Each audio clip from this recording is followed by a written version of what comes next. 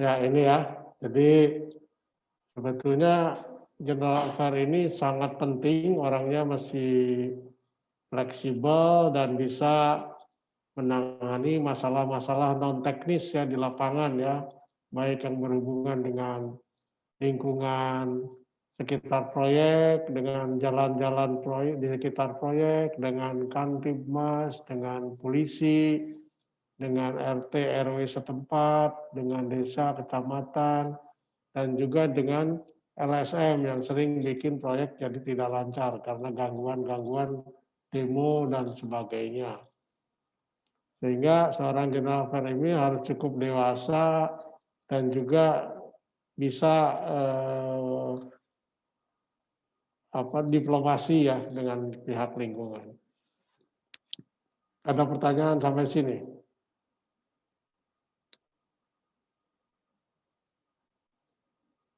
Belum ada, Pak. Belum ada, Pak.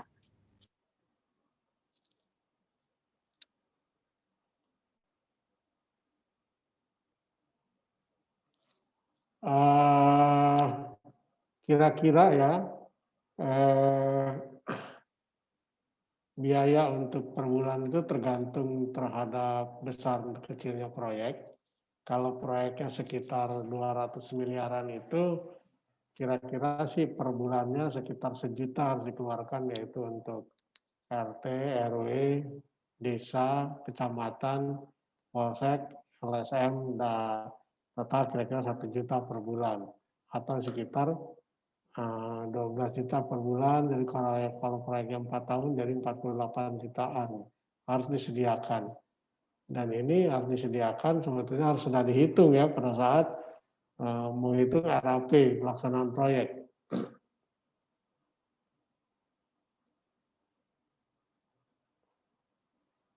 Oke, kira-kira itu.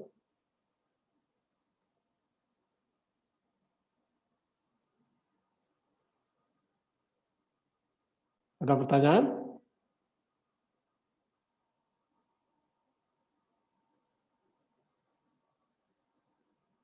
Enggak ada ya? Belum, Pak. Silakan, yang ada pertanyaan akan dicatat dan akan dapat poin tambahan.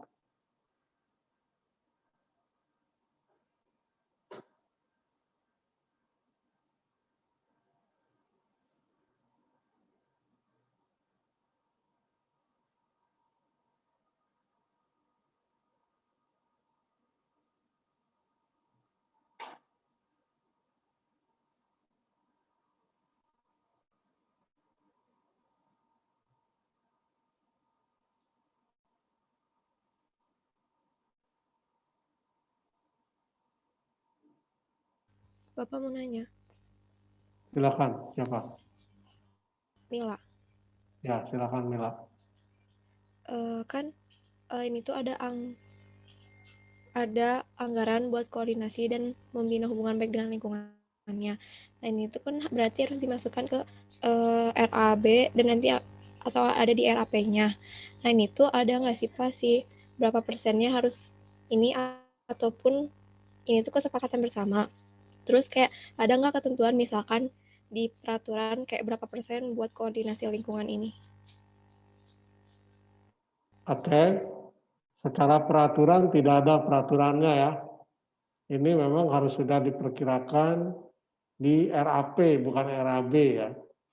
Kalau di RAP itu artinya ini angka ini tidak ada, tidak tertulis di BQ. Jadi ini harus dimasukkan ke dalam nilai-nilai harga satuan. Semua pekerjaan diselipin ya di bagian misalkan di preliminary atau di nilai material, di nilai peralatan itu harus disisipkan.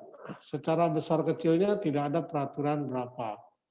Tetapi per tahun ini kira-kira sih sekitar segitulah. Jadi kita juga mesti lihat pantas tidaknya gitu ya. Cuman kalau mereka terlalu gede juga nanti akan ada masalah. Ada masalahnya adalah nanti mereka mengira proyeknya banyak untungnya segala macam minta gitu ya. Nah ini hati-hati gitu dan harus tegas. Sebetulnya ini tidak ada ya. Ini tidak ada kewajiban untuk ini, tetapi Kita hanya menjaga-jaga saja. Kalau nanti ada apa-apa, kita lebih lancar koordinasinya dengan RT dan RW setempat, gitu ya. Begitu. Secara persentasenya tidak ada peraturannya. Ya, tapi kalau misalkan ke RT ngasih 10.000 kan dia jadi marah gitu ya. Mendingan nggak usah gitu. Kalau memang proyeknya kecil, misalkan nilai proyeknya RAB-nya hanya 1 miliar gitu ya. Pekerjaan misalkan 3 bulan gitu ya, mungkin itu cukup aja kalau ngobrol-ngobrol dikasih kopi lah gitu ya, atau dikasih rokok, cukup begitu, bukan nilai uang gitu. Cukup jelas, Mila, Aisyah? Iya Pak, satu lagi ada yang belum jelas, boleh nanya lagi nggak Pak? Ya. Kan tadi Bapak ngejelasin kalau misalkan si uang ini tuh bisa diselipkan di setiap materialnya. Jadi itu tuh dilebihkan Pak harganya. Iya, artinya kan kalau kita beli, katakanlah kita rencana mau beli wastafel. Wastafel tentu misalkan tipenya CW420 harganya 4.200.000. Ya itu kan jumlahnya mungkin banyak, wastafelnya katakanlah ada 100 buah gitu ya. Nah kita disisipkan, ditambahkanlah misalkan dari 4.200.000 menjadi 4.300.000. Gitu. Ditambahkan di situ, atau 4.250.000. Jadi nanti kelebihan di situ adalah untuk biaya-biaya seperti ini. Ini biaya ini belum mencakup misalkan kalau ada perayaan 17 Agustus ya, ada perayaan bulan puasa atau lebaran, ada perayaan macam-macam itu kan di lingkungan proyek itu. Karang Taruna, nah itu kan yang sifatnya insiden itu juga harus disiapkan gitu. Walaupun misalkan kalau ada lebaran kita sumbang ke masjid misalkan selama bulan puasa itu sumbang makanan lah katakanlah 20.000 sehari gitu kan, sebulan jadi 600.000 gitu. Seperti itu. Cukup jelas, Mila? Oke ya, silakan silakan bertanya ya, karena ini tidak ada di buku catatan, tidak ada di textbook ya. Ini berdasarkan pengalaman aja. Karena namanya lingkungan bangunan gedung itu membangunnya ya lebih banyak juga berhubungan dengan culture, dengan kebiasaan, dengan tradisi di mana bangunan itu akan dibangun ya. Jadi kita harus juga menyesuaikan ke arah tradisi-tradisi kita. Ya. Kalau di lingkungan kota mungkin nggak begitu sulit ya. Yang paling kita koordinasi ke polsek dan kecamatan saja gitu.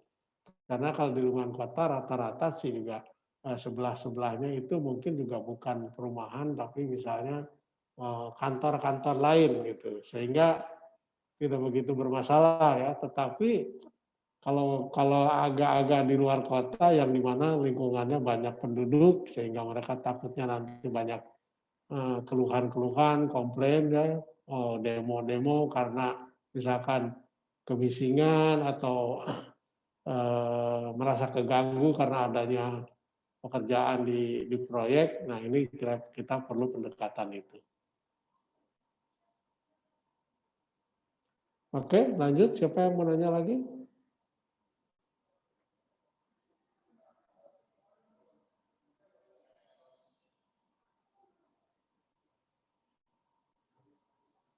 Oke, lanjut ya. Bintang Aprian, silakan nanya apa aja.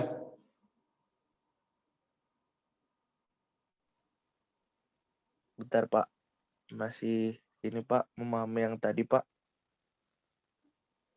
Nggak usah dipahami.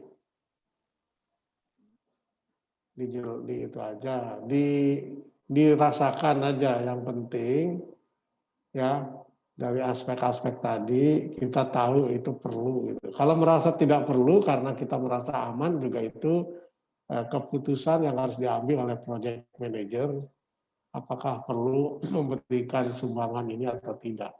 Kalau project manager yakin tidak akan ada masalah, tidak perlu ya, karena yang namanya juga project manager harus memonitor biaya anggaran proyek ya supaya ada untung. Kalau jadi project manager terus ternyata rugi, ya dia tidak akan diangkat jadi project manager lagi ya. Mengelola proyek kan harus untung. Kalau semuanya disumbangkan kemana-mana terus jadi rugi ya project manajernya pasti tidak akan dipakai lagi.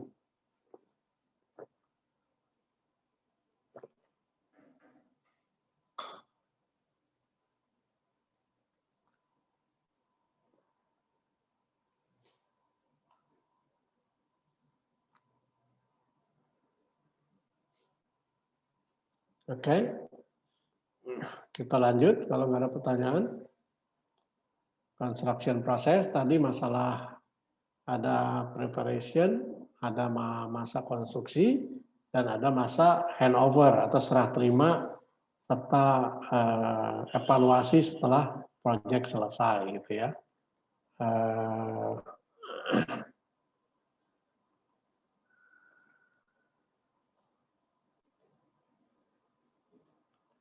Sini ada initiating ya, ada planning, tadi itu bagian preparation ya. Kemudian di bagian eksekusi atau bagian control, construction, itu ada executing sama controlling. Kemudian handover to closing, sama post evaluation itu, jadi untuk pengembangan perbaikan proyek selanjutnya. Oke.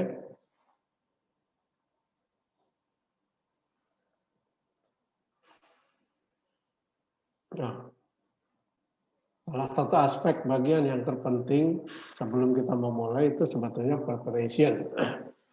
Preparation itu terdiri dari kita mesti punya tujuan yang jelas. Kemudian kita harus menguasai kontrak atau contractually astute. Kemudian kita mesti mengetahui work breakdown structure, artinya lingkup kerja kita itu apa saja, ya, mulai dari galian tanah sampai ke fondasi tiang pancang atau bore pile, ke roof foundation, ke lantai dasar, ke basement, lantai dasar, dan seterusnya sampai topping off, sampai ke finishing, sampai ke handover. Nah, jadi clear objektif itu tadi itu. Objektif kita, tujuan kita mengelola proyek atau menjalankan proyek itu biasanya terdiri dari 3 aspek utama, yaitu semua proyek harus sesuai dengan RAP-nya, cost, biayanya, rencana anggaran pelaksanaan ya. Bukan sesuai dengan RAB-nya ya. Kalau RAB-nya dihabiskan berarti nggak ada profit, nggak ada EBIT, nggak ada margin. EBIT itu earning before interest dan tax ya. Earning before interest and tax. Itu. Kemudian yang kedua juga tujuan utamanya yang lainnya adalah harus sesuai dengan waktu yang telah ditetapkan bersama, yang disepakati dalam kontrak. Kalau misalkan dalam 12 bulan harus selesai, ya berarti harus selesai dalam 12 bulan. Selain itu juga skopnya harus dikuasai sesuai dengan scope of work. Artinya kalau di luar perjanjian, skopnya, lingkup kerjanya, berarti harus ada kerja tambah atau kerja kurang.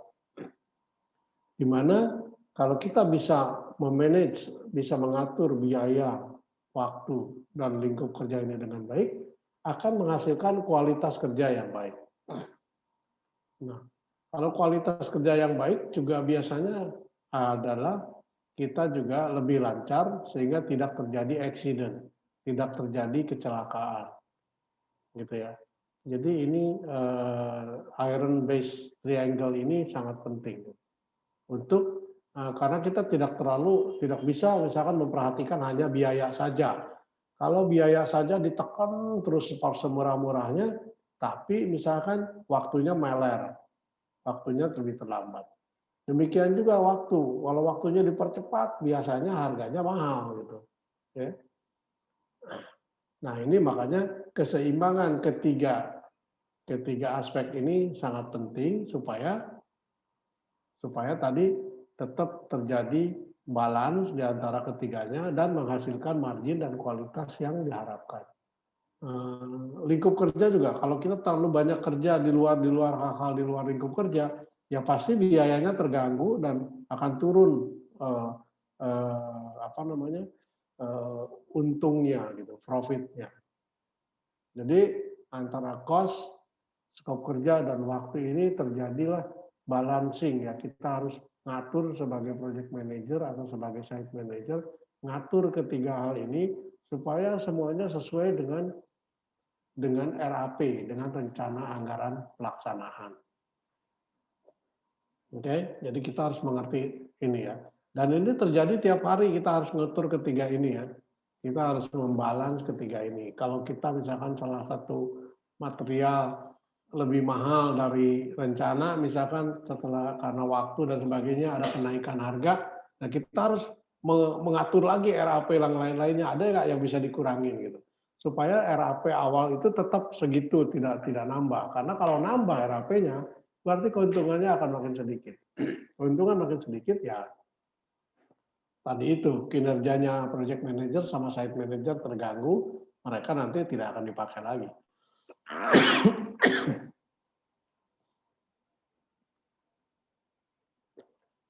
Oke. Nah, jadi selain RAP, dari minggu ke minggu, bulan ke bulan, tahun ke tahun, maka sebetulnya yang paling utama dalam setiap bisnis ya, baik itu konstruksi atau bisnis kafe, bisnis restoran, bisnis perumahan, bisnis whatever ya, apapun bisnisnya, yang paling penting itu ada yang dinamakan dengan cash flow ya, yang positif. Cash flow itu aliran cash, aliran uang. Ya, ada yang tahu apa yang disebut dengan cash flow? Definisinya boleh googling. Silakan.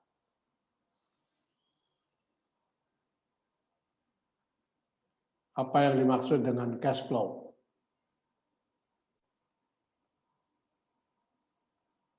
Pemasukan, Pak. Ya, Laporan keuangan pemasukan dan pengeluaran uang suatu perusahaan, Pak. baik. Sipa, benar ya. Cash flow itu adalah ya neraca aliran uang masuk ya dan neraca aliran uang keluar baik setiap hari maupun setiap minggu maupun setiap bulan maupun setiap tahun. Jadi setiap saat kita harus mengontrol cash flow ini.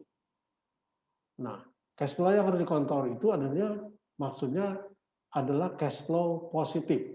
Artinya apa, Sipa? Cash flow positif. Ada pemasukan. Iya. Terus kan ada pengeluaran juga. Jadi apa yang dimaksud dengan cash flow positif?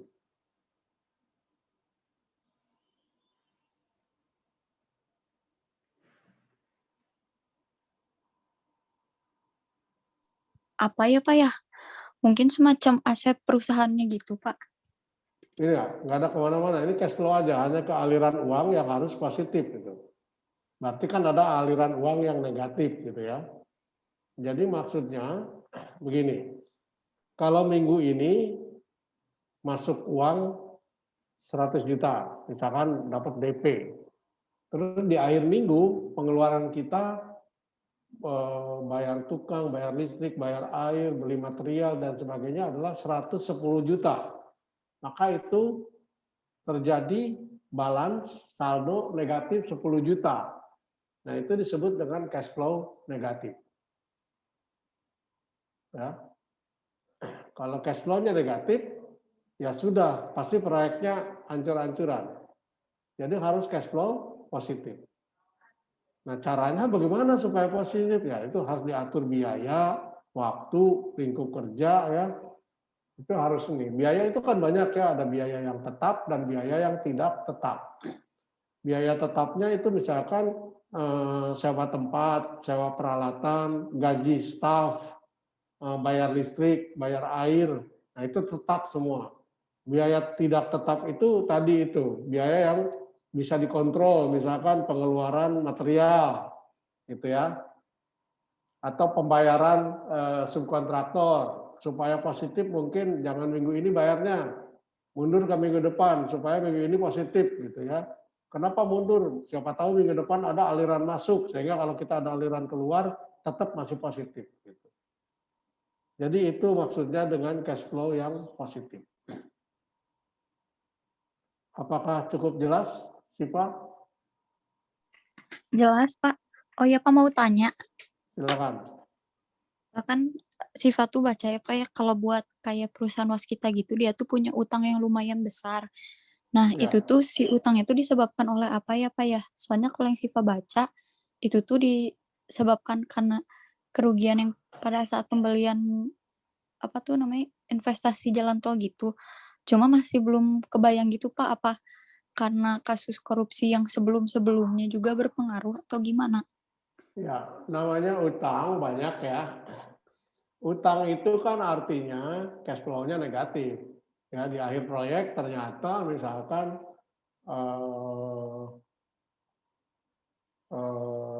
misalkan gini, proyek itu ada yang dibiayai dengan tadi ya, sebetulnya kalau namanya kontraktor kan menjual jasa ya, bukan lembaga keuangan. Kalau bank lembaga keuangan. Jadi seharusnya untung kalau kontraktor itu ya, kalau kita bisa mengatur cash flow positif ini setiap saat. Nah, utangnya dari mana? Misalkan salah satunya gini, misalkan si Wijaya Karya ini karena proyeknya gede, kemudian dia meminjam uang dari bank dengan bunga. Ya. Dia memang pasti udah perhitungkan tuh pinjam uang pasti dibayar kapan. Tapi ternyata pada saat kewajiban jatuh tempo untuk membayar, misalkan pembayaran dari pihak pemberi tugas terlambat. Nah, sehingga dia kebebanan bunga kan, ya, dan pokoknya. Nah, itu bergulung terus jadi masalah, jadi makin lama makin gede. Terus yang rencananya dia selesai setahun misalkan, berarti dia selesaikan misalkan lebih lama, tidak bisa mengatur waktunya. Dia selesaikan dalam 2 tahun, berarti ada 12 bulan kebebanan bunga. Nah, itulah yang jadi hutang. Gitu. Jadi kebanyakan sih di proyek-proyek pemerintah itu tidak ada yang tepat waktu. Itulah yang membuat kalau modalnya dari hutang, dari pinjaman ke bank, itulah yang membuat jadi hutang. Gitu. Oh iya baik Pak. Berarti Pak kalau dalam satu perusahaan itu cara mereka untuk dapat keuntungannya itu gimana ya Pak ya? Ya tadi itu cash flow positif tadi, ya. Nah jadi memang tadi ada yang disebut dengan contractually astute ya, menguasai kontrak. Jadi sebelum kita tanda tangan kontrak kerja dengan pemberi tugas, kita harus menguasai klausul-klausul kontrak. Misalkan, tadi saya sebutkan misalkan salah satu masalah dari utang itu adalah owner telat bayar. Owner telat bayar sehingga kita tidak bisa bayar ke bank. Ya. Nah, jadi di kontrak itu mungkin ada satu klausul misalkan ya, termin pembayaran maksimum misalkan berapa hari setelah sertifikat of payment ditandatangani. Nah itu harus jelas di kontrak ditulis. Terus ditulis juga mungkin ya dalam 2 kali tagihan terlambat dibayar, maka kontraktor berhak memberhentikan proyek tanpa didenda keterlambatan dan tanpa didenda kelalaian, misalnya begitu. Jadi daripada misalkan bertahun-tahun ownernya bangkrut, nggak punya duit, nggak mau bayar, kita terusin terus bayar hutang, bayar staf, bayar air, bayar listrik terus jalan terus, ya itu pasti akan jadi hutang. Sehingga kalau di kontraknya, oh ini 2 tagihan nih mandek, kita bisa berhenti dulu semuanya. Ya, mendingan ngerjain proyek lain gitu daripada kita rugi. Nah, jadi itu penguasaan kontrak sangat penting. Cukup jelas, Siva? Jelas, Pak. Jelas, Pak. Ya. Makasih, Pak. Jadi misalkan gini, ya sudah kalau gitu yang tadinya staf 50 orang, wah ini kontrak kita nih nggak dibayar nih, udah 2 termin nih. Ya sudah ya, yang lain pindah dulu ke proyek lain, mutasiin dulu gitu ya. Dimutasiin dulu, di sini cukup 2 orang aja tunggu proyek gitu. Sampai dibayar. Tapi kalau di kontraknya tidak ada klausul kita berhak memberhentikan proyek kalau pemberi tugas telat bayar, maka kita nanti akan didenda karena proyek nggak jalan, berhenti. Gitu. Makin nambah lagi masalahnya. Jadi seorang project manager itu sebelum menandatanganan proyek ya mesti pasti gitu ya. Kadang-kadang juga persetujuan progres lapangan itu prosesnya bisa berbulan-bulan gitu dari ownernya nggak tanda tangan. Ya kalau gitu kan berarti pembayarannya mundur. Kalau pembayaran mundur ya pasti kita juga rugi. Nah jadi itu yang paling penting itu sebetulnya memanage tadi ya. Jadi selain ini juga harus mengerti ya kontraknya. Gitu. Oke? Siapa jelas? Oke, Pak. Jelas, Pak. Ya, jadi untuk tugas akhir misalkan ya kalau kita menguasai kontrak manajemen gitu, itu juga satu masalah yang sangat panjang. Gitu. Nah, kalau menguasai kontrak, hafal setiap detil klausul kontrak, maka biasanya kita bisa mengatur tadi itu cash flow positif ya. Gitu. Karena apa? Kalau kita hafal kontrak, oh ini tidak masuk skop kita, kenapa kita laksanain? Disuruh ownernya, minta SI dong, minta site instruction. Kalau dapat SI, kita minta kerja tambah. Gitu. Nah, jadi setiap ada site instruction baru yang di luar kontrak, seharusnya itu menambah RAB. Ya. Menambah RAB berarti menambah keuntungan. Begitu. Tapi kalau kita misalkan wah biar ownernya happy kita kerjain aja tanpa kejelasan administrasinya nanti nggak bisa nagih. Ya, kalau nggak bisa nagih ya nanti jadi rugi. Uangnya udah kebuang nggak bisa ditagih. Oke.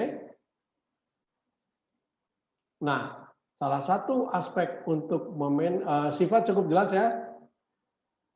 Cukup jelas, Pak. Oke ya. Nah, salah satu aspek dari tadi triangle iron ini ya base ini adalah time schedule. Jadi kita harus juga mengatur schedule kapan buruh harus datang, berapa jumlahnya. Jadi schedule of manpower. Ya. Nggak asal pokoknya datangin semuanya. Waduh, itu labor itu kan harus dibayar kan. Kemudian juga material. Schedule material. Material itu kalau bisa aja misalkan ini kebutuhan besi secara total proyek adalah 1.000 ton. Ya udah 1.000 ton itu datangin semuanya gitu. Nanti malah tempatnya nggak ada. Gitu. Nah kalau 1.000 ton besi itu kan harus dibayar tunai. Maka harus dibayar tunai cash out-nya, ya, aliran uang keluarnya sekaligus pasti jadi negatif cash flow-nya. Maka material itu juga datangnya sesuai kebutuhan. Kalau minggu ini hanya untuk kebutuhannya untuk 1 lantai, ya sudah datangin untuk 1 lantai aja. Untuk lantai keduanya minggu depan gitu. Jadi ini yang disebut dengan just in time kalau di manajemen Jepang. Jadi kedatangan stok material sesuai waktunya aja.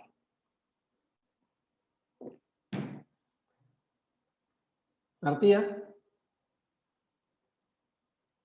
Kecuali ada material-material yang susah didapat. Nah, itu untuk jaga-jaga boleh.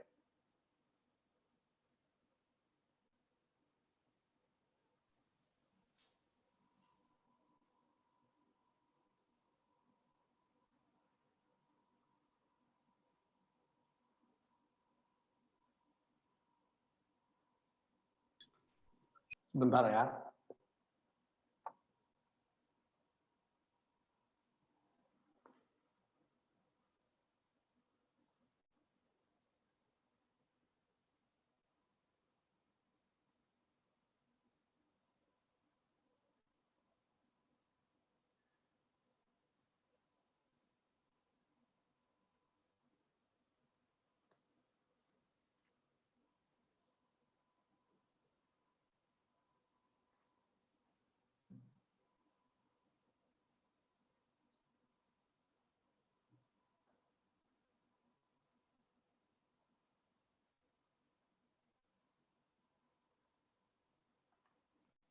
Oke, lanjut ya. Dani, ada pertanyaan?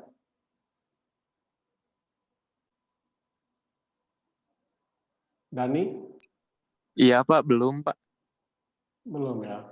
Nah, tadi ya yang berhubungan dengan waktu itu adalah berhubungan dengan schedule. Ya, tadi ada schedule material, jadi di order secukupnya tiap minggu atau tiap bulan gitu ya. Kemudian juga ada staffing. Staffing itu jumlah staff kita, anak buah kita. Apakah perlu site manager? Apakah cukup dengan pelaksana saja? Apakah perlu lebih dari satu pelaksana, dua pelaksana, dua site manager? Apakah perlu engineering manager? Itu tergantung besar kecilnya proyek. Kalau semuanya bisa kita tanganin sendiri sebagai project manager, ya sudah ditangani sendiri aja kalau proyeknya kecil. Karena makin kita banyak staff, nambah staff, berarti kan harus digaji. Berarti kita cash flow kita nih akan jadi cepat keluar banyak duit. Gitu. Jadi staffing ini atau jumlah staff yang kita perlukan itu perlu diatur juga. Kemudian equipment. Equipment ini kalau proyek gede, misalkan kalau ngomongin gedung 20 lantai, itu kan ada pekerjaan cut and fill dan ada pekerjaan tiang pancang gitu ya, atau obor pile. Nah ini kan di awal-awal sudah harus ada namanya tower crane ya, untuk mengangkat besi gitu ya, yang berat-berat. Nah, mau nggak mau itu harus ada, sehingga di awal-awal memang harus sudah diperhitungkan biaya untuk tower crane ya, biaya untuk ekskavator, bulldozer dan lain-lain.